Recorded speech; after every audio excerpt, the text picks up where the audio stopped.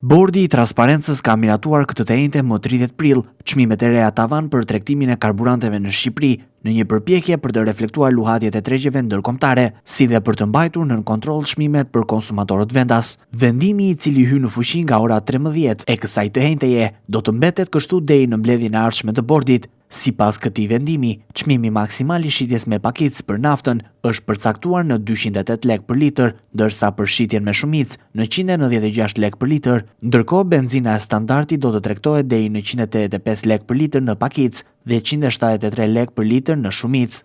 Autoritetet nënvizojnë se të gjithë operatorët e tregut të karburanteve janë të detyruar të zbatojnë këto çmime tavan, pa përjashtim. Çdo shkelje e konstatuar gjatë kontrolleve do të shoqërohet me masa administrative, të cilat mund të arrijnë deri në pezullimin e aktivitetit. Për subjektet që nuk respektojnë vendimin, në njoftimin zyrtar theksohet se ky mekanizëm synon të mbrojë konsumatorët nga abuzimet me çmimet dhe të sigurojë një mjedis të ndershëm konkurrues në treg. Ministria e Ekonomisë dhe Inovacionit në bashkëpunim me Ministrinë e Financave dhe Ministrinë e Infrastrukturës dhe Energjisë kanë rikonfirmuar angazhim për monitorim të vazhdueshëm të situatës, si dhe ndërhyrje të shpejtë në rast nevoje.